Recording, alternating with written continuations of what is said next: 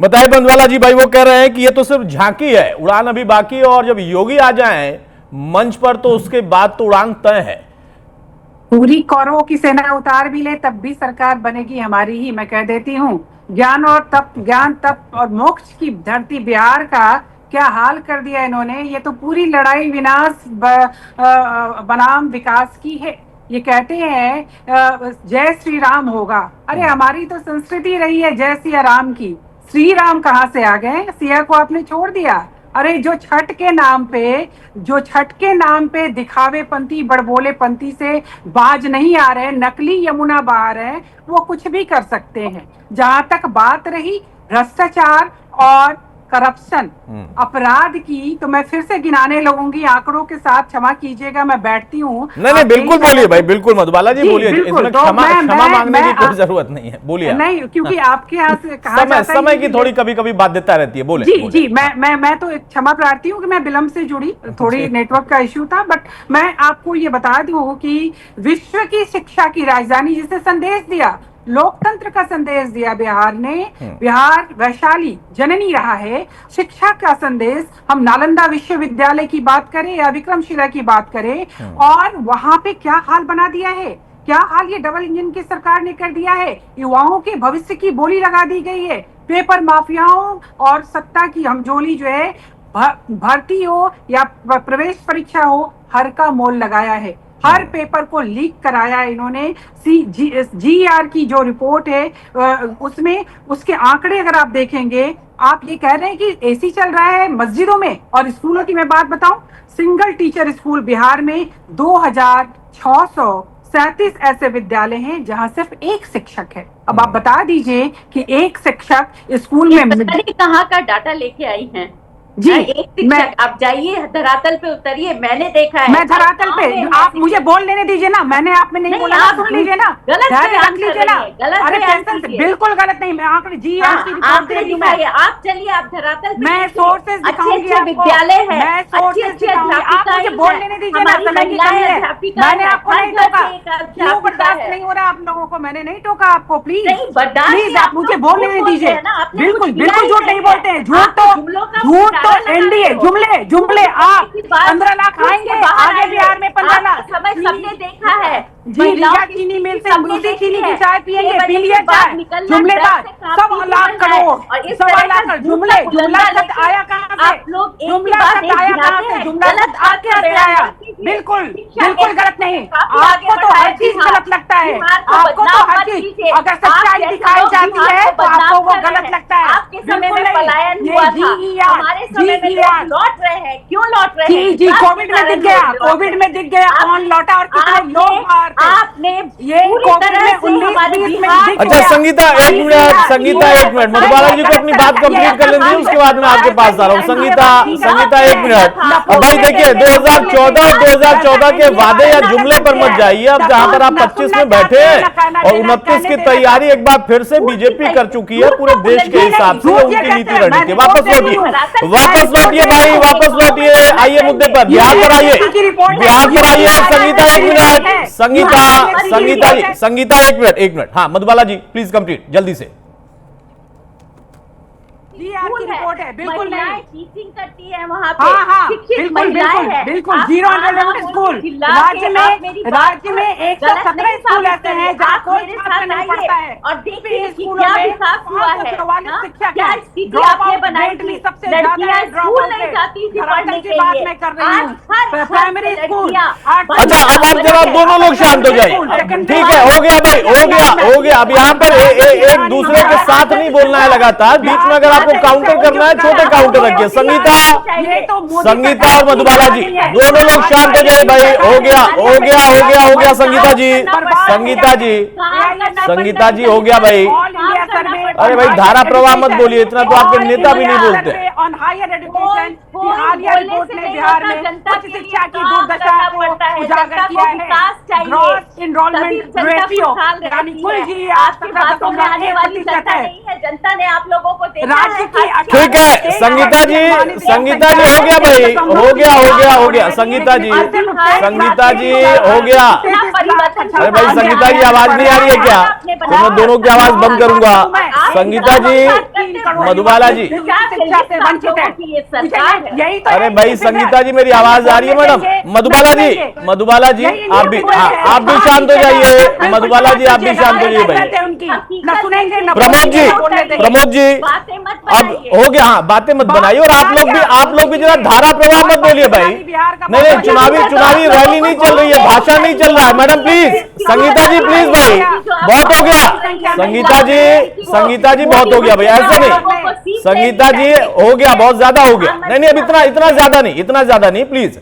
मतलब मैंने रोका नहीं टोका नहीं, तो इसका मतलब ये नहीं है कि धारा प्रवाह आप लोग बोलिए। भाषण नहीं है, भाषण के लिए भी मंच पर समय दिया जाता है आप लोगों को, नेताओं को। यहाँ पर भी समय है प्लीज। नहीं बिल्कुल मैं इस बात से सहमत हूं। अगर एक दूसरे में काउंटर भी करना, और ये बात सब पर लागू है, किसी एक पर नहीं, ना सिर्फ मधुबाला जी पर, ना सिर्फ संगीता जी पर। अगर काउंटर भी करना है तो छोटे काउंटर रखिए, दोनों लोग शांत हो जाइए। प्रमोद जी आप चर्चा में आए। मेरा सवाल सिर्फ इतना है कि भाई आपका वो दौर याद दिलाते हैं, आप उससे दूर जाना चाहते हैं, इतना तो कम से कम आप मानते हैं कि हाँ वो एक दाग बड़ा है, तभी आप तेजस्वी युग की बात कर रहे हैं, तभी आप कह रहे हैं कि मेरे मंच पर उस नेता का चेहरा नहीं होगा। यह आरोप लग रहा है एनडीए की तरफ से। लेकिन अब उन आरोपों के बीच में आपको चुनाव भी लड़ना है। आपके पास शहाबुद्दीन है, उनके पास अनंत है। आप एक दूसरे पर आरोप लगाते रहिए, कोई बाहुबली बताए, कोई माफिया बताए। लेकिन जिन मुद्दों का जिक्र आपके नेता ने आज मंच से किया कि प्रधानमंत्री को यहां पर बुलाइए, वोट चाहिए तो वो नाचेंगे, ये कोई शब्द है? ये कोई बात है? दूसरी तरफ वो नरेंद्र मोदी एक संवैधानिक पद पर बैठे हैं, उम्रदराज भी हैं, लेकिन उनके लिए किस भाषा का वो इस्तेमाल करते हैं आपके नेता राहुल गांधी?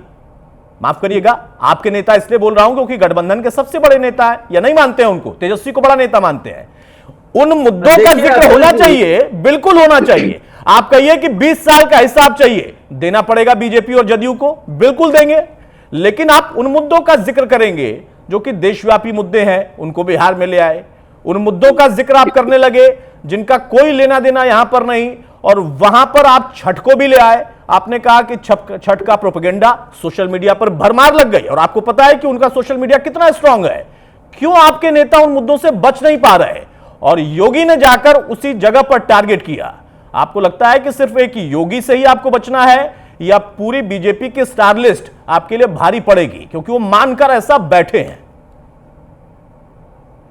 देखिए बिहार में तो एक अकेला तेजस्वी जो है ना पूरे एनडीए पे भारी है। तेजस्वी जी हमारे आदरणीय नेता पूरे एनडीए पे, चाहे प्रधानमंत्री नरेंद्र मोदी जी हो, गृह मंत्री अमित शाह जी हो, योगी आदित्यनाथ आ जाए या दूसरे राज्य के मुख्यमंत्री को बुला ले, पूरे कैबिनेट को बुला ले, एक अकेले हमारे नेता आदरणीय तेजस्वी प्रसाद यादव जी इन लोगों पे भारी है। क्योंकि हमारे नेता हमेशा मुद्दों की बात करते हैं, और उनका मुद्दा क्या है? पढ़ाई लिखाई, दवाई कमाई, सिंचाई, सुनवाई और कार्रवाई वाली सरकार देना, यही उनकी प्राथमिकता है। और उन्होंने हमेशा से बिहार के लोग और बिहार के लोगों के जन सरोकार के मुद्दों पर ही उन्होंने बात करने का काम किया। अभी मैं प्रियदर्शी जी को सुनने का काम कर रहा था। प्रियदर्शी जी ने एक बात कही, ये योगी आदित्यनाथ जी आते हैं तो ध्रुवीकरण करने की बात करते, तो इनके पास तो कुछ है नहीं ना। 20 सालों के शासन काल में बिहार में जो एनडीए सरकार है, जब 20 सालों के शासन काल में इनके पास काम गिनाने के लिए कुछ नहीं है। योगी आदित्यनाथ जी कहते हैं एनडीए की सरकार आएगी तो विकास में जो बैरियर है वो खत्म हो जाएगा। अरे बिहार में तो आप ही का एनडीए का ही सरकार है, आखिर बैरियर कौन है? क्यों नहीं खत्म कर पाए? क्योंकि आपके अंदर ना विजन है, ना नीति है, ना दृढ़ इच्छा शक्ति है काम करने का, ना लगन है। जब हमारे नेता घोषणा करते हैं कि हम आएंगे सरकार में तो 10 लाख सरकारी नौकरी देंगे, तब मुख्यमंत्री जी चिल्ला करके बोलते हैं अभी आप चुप रहिए, अभी आप थोड़ा शांत हो जाइए। तब मुख्यमंत्री जी कहता है नौकरी देंगे, पैसा कहाँ से लाएगा? बाप के घर से लाएगा। लेकिन मात्र 17 माह में हमने वो कर दिखलाया जिसकी कल्पना भारतीय जनता पार्टी और एनडीए वाले कभी किए भी नहीं थे।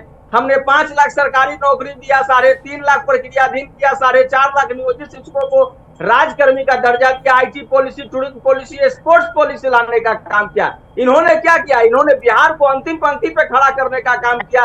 साक्षरता दर में, प्रति व्यक्ति आय में, प्रति व्यक्ति निवेश में, किसानों की प्रति व्यक्ति आय में, इन्होंने शिक्षा में, स्वास्थ्य में, गरीबी उन्मूलन में, ये नीति आयोग का रिपोर्ट है, कोई मेरा रिपोर्ट नहीं है। बिहार अंतिम पंक्ति पे खड़ा है, जवाब इनको देना होगा। क्राइम में उत्तर प्रदेश और बिहार टॉप पे है, जवाब इनको देना होगा। भ्रष्टाचार में टॉप पर है, जवाब इनको देना होगा। 71,000 का अभी जो है वर्तमान में जो कैग का रिपोर्ट आया है, उसमें लोगों ने घोटाला करने का काम किया है, जवाब इनको देना होगा।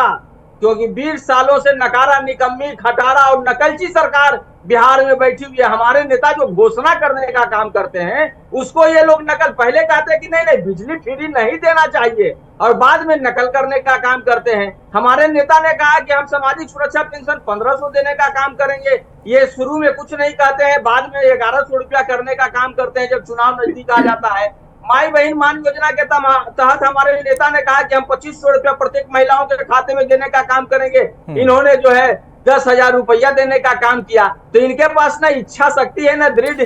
ठीक बात है। एक छोटा सा काउंटर संगीता जी से इसका लेता हूं, उसके बाद में प्रियदर्शी जी आपके पास जाऊंगा। भाई वो कह रहे हैं कि हमने सत्ता में भले ही कम समय रहकर लेकिन कुछ ऐसा किया जो आपको दोहराना पड़ा या उसकी नकल करनी पड़ी और तभी आपको किसी और प्रदेश को ही नकल यहाँ पर कराना पड़ रहा है, उस प्रदेश के मुखिया को लाना पड़ रहा है।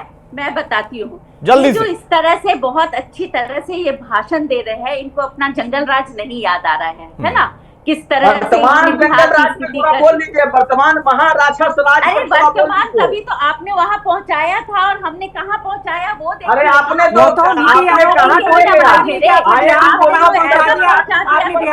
तो निचले पायदान पे लाके खड़ा कर दिया है। मत बोलिए, मेरे से पूछा गया, आप मुझे बोल लेते क्यों? मेरे जंगल राज यही तो है आप लोगों की, यही शिद्दत है आप लोगों की और यही तमाशा है आप लोगों का। और जुमले की बात आपने कही 2014 में सबसे पहले जुमला दिया था नरेंद्र मोदी जी ने कि मोतिहारी की बंद की मिल को चालू कर दिया। अरे बहुत अच्छी अधूरा है। बिहार में 1990 से 2005 तक था, उसमें गरीब था। पूरे बिहार को गरीब बना दिया था, पूरा घोटाला करके पूरा गरीब। अरे गरीबों के घोटाले नहीं हो रहे हैं आपके बिहार में?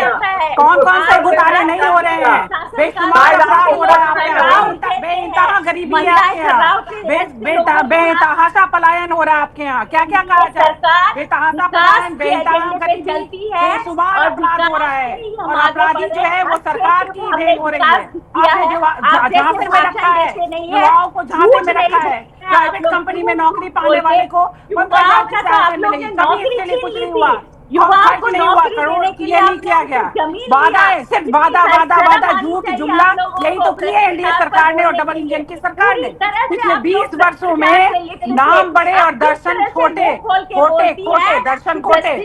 आपकी एनडीए सरकार, डबल इंजन सरकार 20 वर्ष में नौकरी आम जनता को, बेचारे आम जनता को आप एक नौकरी देने के लिए भी जमीन लेते थे और इस जनता को और धंधा दो, कोई मुद्दा नहीं, काम करने कोई मुद्दा अच्छा ठीक है, अब आप सभी लोग शांत हो जाइए। मुझे पता है कि आरोप प्रत्यारोपों में कोई कमी नहीं है, किसी के पास कोई कमी नहीं है। सभी पार्टियां, उनके प्रवक्ता पूरी तैयारी में रहते हैं क्या मुद्दा उठाना है, कैसे उसका जवाब देना है। प्रियदर्शी जी अब लौट कर आते हैं उस मुद्दे पर जब स्टार प्रचारकों का जिक्र होता है और हर पार्टी को अधिकार है अपने बड़े नेताओं को, अपने पार्टी के तमाम उन लोगों को जो कि अलग अलग प्रदेशों में बड़े पदों पर बैठे हैं, केंद्र में बड़े पदों पर बैठे हैं, उनका इस्तेमाल वो करें और उन नीतियों के सहारे वो आगे बढ़े, इसमें कोई आपत्ति नहीं हो सकती। लेकिन भारी कौन पड़ता है, स्ट्राइक रेट किसका भारी होता है और मुद्दे कौन सही तरीके से उठाता है। योगी जिस तरीके के मुद्दे उठाते हैं, जो स्ट्राइक रेट उनका रहा, हमने रिपोर्ट में दिखाया। हो सकता है मधुबाला जी को लगे कि बार बार हम ऐसा क्यों कह रहे हैं, लेकिन ऐसा है इसलिए कहना पड़ा और एनडीए बताती है कि ऐसा होता है। अब बिहार की जनता तय करेगी कि होगा या नहीं होगा, मैं बिहार की जनता पर छोड़ता हूं। अब यहाँ पर अगर उन जाति के मुद्दों को लेकर चले, अयोध्या में क्या हुआ? माफिया के योगी जी का कितना पुण्य प्रताप लोकसभा चुनाव में हाँ अयोध्या हाँ में बिल्कुल, हुआ। अयोध्या ये देख अयोध्या लीजिए, आपको याद आया कम से देख कम। लीजिए। अब मधुबाला जी अयोध्या याद करिए ना, तो अयोध्या से और सियाराम का आपने जिक्र किया था, सियाराम वही है जिस राम सेतु को आप लोगों ने नकार दिया था, ये आरोप लगा था। मैं उस पर जाना नहीं चाहता। अयोध्या में वो हारे, अयोध्या में वो हारे, सच्चाई है, अयोध्या में वो हारे सच्चाई है, लेकिन आपका हाल पूरे देश में क्या है, इस पर चर्चा करिए ना। एक मिनट शांत हो जाइए, हो गया मधुबाला जी, मधुबाला जी हो गया भाई, ऐसे नहीं।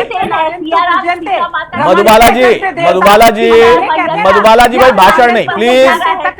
मधुबाला जी ऐसे नहीं भाई, बहुत ज्यादा हो गया। मुझे याद है अयोध्या का आपको जो है जिक्र बहुत ज्यादा चुभेगा, पर उस पर ना जाइए, मैं लौट कर आता हूं। प्रियदर्शी जी भाई, जो इनकी नीति रणनीति है वो अपनाएं, अपने नेताओं को ले आए, इसमें किसी को दिक्कत नहीं है। लेकिन जब बात जाति की होगी, जिसका आपने कहा कि बड़ा फैक्टर है, योगी सिवान और पूरी बेल्ट को अगर देखेंगे, बीजेपी में किसको कितने % टिकट मिला है, उन जातियों को भी साधने की एक नीति रहती है, उसमें कितना ज्यादा मजबूत रहेगा योगी फैक्टर। और दूसरी तरफ राहुल फिर से वापस लौटे हैं, एक लंबे अवधि के बाद वो लौटे हैं। उन्होंने छठ का भी जिक्र किया है, दिल्ली में फर्जी यमुना का भी जिक्र किया है। ये क्या प्रभावी होंगे महागठबंधन के लिए? वाकई नीति और सोच के साथ उन लोगों ने इस मुद्दे को उठाया है, या ये बैकफायर भी कर सकते हैं? क्योंकि कई बार मंचों से बोला गया शब्द बैकफायर भी करता है, और बिहार में अभी हमने ताजा देखा था मां वाला प्रकरण। ये कुछ बिगड़े हुए जो बोल होते हैं ना, कुछ बिगड़े हुए बोल, कुछ अनजाने में निकले हुए बोल, कुछ भूलवश निकले हुए बोल, ये कई बार राजनीतिक टोन को इधर से उधर कर देते हैं। और ये एक पक्ष का मामला नहीं है, दोनों पक्ष का मामला है। लेकिन चूंकि अभी ताजा तरीन मामला, दोनों मामला एक कांग्रेस से जुड़ा हुआ है और एक सीधे तौर पर राहुल गांधी से जुड़ा हुआ है, जो दोनों आपने उदाहरण उद्धृत किए। तो इस तरीके का बैकफायर होते हुए भारत की राजनीति में कई बार देखा है, बिहार की राजनीति में भी कई बार देखा है। तो उसको उस रूप से आप बिल्कुल देख सकते हैं। जो आज राहुल गांधी के शब्द थे, वो राजनीतिक मर्यादा के शायद अनुकूल नहीं थे। कोई नैतिकता का कोड ऑफ कंडक्ट नहीं है राजनीति में भाषा को लेकर के, लेकिन फिर भी एक सीमा है जो अब खुद लोगों ने बना रखा है, बॉर्डर लाइन बना रखा है कि इसके पार नहीं जाना है, बियॉन्ड द लाइन बातें नहीं करनी है। लेकिन कई बार लोग कर जाते हैं, उसका नुकसान होते हुए देखा गया है। इन चीजों से बचना चाहिए। और दूसरी बात ये, जो आप कह रहे थे कि राहुल गांधी आए हैं, क्या इसका प्रभाव पड़ेगा? निश्चित तौर पर कांग्रेस के लिए तो प्रभाव पड़ेगा। कांग्रेस की ओर से मांग थी कि राहुल गांधी आए, और तेजस्वी यादव भी चाहते थे कि राहुल गांधी आए। तेजस्वी यादव ने अंदर खाने, जो मुझे जानकारी है उसके हिसाब से, एक शर्त भी रखा था कि जब तक राहुल गांधी नहीं आएंगे, कांग्रेस की सीटों पर कम से कम वे प्रचार करने नहीं जाएंगे। राहुल गांधी आए, महागठबंधन का प्रचार करें, तभी कांग्रेस की सीटों पर तेजस्वी यादव भी प्रचार करने जाएंगे। उसका मायने ये था कि एक साझा तस्वीर वे देना चाहते थे। बिगड़े हुए जो ताशीर में महागठबंधन चुनाव लड़ रहा है, इसको कहीं न कहीं संभालने की कोशिश हो रही है। ये वोट ट्रांसफर तक ये मामला चला जाता। अगर बातें इसी तरीके से बिगड़ी हुई रहती, तो कांग्रेस के जो कैडर हैं, उनके मन में लगता कि तेजस्वी ने सब कुछ पा लिया, हमें कुछ नहीं दिया। हमारे नेता भी नाराज हैं, ताजपोशी तेजस्वी की होनी है, राहुल गांधी की तो होनी नहीं है। बिहार में कांग्रेस इतनी बड़ी पार्टी नहीं है कि सरकार बनवा दे, तो तेजस्वी के लिए खोने के लिए सब कुछ है। तो इसीलिए चाहते हैं कि राहुल गांधी आए। कम उनके जो वोटर हैं, कुछ एक ही वोटर हैं, मान लीजिए, मैं बहुत बड़ा उनका नहीं मानता हूं, लेकिन हाँ, कुछ जो प्रभाव वाले वोटर्स हैं, कांग्रेस को मानने वाले लोग हैं, वो लोग शिथिल नहीं पड़ जाए। राहुल गांधी आएंगे तो चार्ज रहेंगे, खास करके सीमांचल में इसका बड़ा इम्पैक्ट पड़ेगा। नहीं, चार्ज भी होगा, और उसका जो है दूसरी तरफ जो रिएक्शन आएगा वो भी अपने आप में महत्वपूर्ण होता है। हो सकता है ये भी नीति हो, वो चाहे बीजेपी के लिए फायदेमंद हो जाए या खुद अपने गठबंधन के लिए फायदेमंद हो जाए। बना दिया, छठ को ड्रामा बताया राहुल गांधी ने, और उसके साथ साथ उन्होंने यमुना के पानी को गंदा बता दिया। लगे हाथ मौका देकर चले गए राहुल। मधुबाला जी? जी बिल्कुल नहीं। गंदे पानी की बात जो थी, ये हमारे माननीय शीर्ष नेतृत्व के जो सबसे बड़े जुमलेबाज हैं, उन पे ये कहा गया कि किस तरह से फिर से लोगों को दिग्भ्रमित करने के लिए, जो दिग्भ्रमित करते आ रहे हैं वो 11 वर्षों से, पूरे देश को, उन्होंने एक नकली गंगा यमुना को लोगों के, और जब ये बातें पूरी सोशल मीडिया पे फैल गई तो वो वहां पे गए भी नहीं। अच्छा, छठ के बारे सोशल में मीडिया ऐसे पे आप लोग बहुत भरोसा छठ- करते हो ना। अच्छा, जी सब हाँ। लोग सारे लोग अभी सारे आप लोग करते हैं। जिनका बयान अच्छा, सुन रहे थे, अच्छा, जो आप छठ जिनका छठ बयान पूजा है सुन वो रहे थे, ड्रामा सुन है। लीजिए ना, तुम आप लोगों को सुन लीजिए ना।